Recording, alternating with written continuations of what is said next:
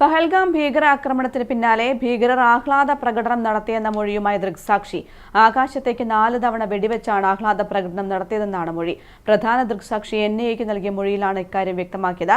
ജമ്മു കാശ്മീർ പോലീസിന്റെയും കേന്ദ്ര അന്വേഷണ ഏജൻസികളുടെയും നേതൃത്വത്തിലാണ് പ്രധാന ദൃക്സാക്ഷിയെ കണ്ടെത്തിയത്. ആകാശത്തേക്ക് 4 തവണ വെടിവെച്ചാണ് ആഹ്ലാദ പ്രകടനം നടത്തിയതെന്നാണ് പ്രധാന ദൃക്സാക്ഷി NIAക്ക് നൽകിയ മൊഴിയിൽ പറയുന്നത്.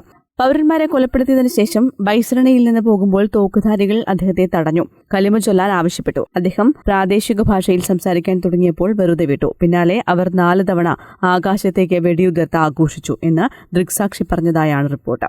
ഇയാളുടെ മൊഴിയുടെ അടിസ്ഥാനത്തിൽ സംഭവസ്ഥലത്ത് നിന്ന് 4 വെടിയുണ്ടകൾ പിടിച്ചെടുത്തിട്ടുണ്ട്. ആക്രമണവുമായി ബന്ധപ്പെട്ട് അറസ്റ്റിലായ പർവേസ്, ബാഷിർ എന്നിവർ ബൈസരണിയിലുണ്ടായിരുന്നുവെന്നും ഇവർ ഭീകരരുടെ സാധനങ്ങൾ സൂക്ഷിച്ചുവെന്നും ദൃക്സാക്ഷിയുടെ മൊഴിയിലുണ്ട്. കഴിഞ്ഞ ഏപ്രിൽ 22-നായിരുന്നു ജമ്മു കാശ്മീരിലെ പഹൽഗാമിൽ ഭീകരാക്രമണം നടന്നത്. ആക്രമണത്തിൽ 26 പേർ കൊല്ലപ്പെട്ടു. ഈ ആക്രമണത്തിന് തിരിച്ചടിയായി മെയ് 7-ന് പാകിസ്ഥാനിലെയും പാക് അധിനിവേശ കാശ്മീരിലെയും 9 തീവ്രവാദ കേന്ദ്രങ്ങൾ ഇന്ത്യ ആക്രമിച്ചിരുന്നു. ഓപ്പറേഷൻ സിന്ദൂർ എന്നായിരുന്നു ഈ നടപടിക്ക് ഇന്ത്യ നൽകിയ പേര്.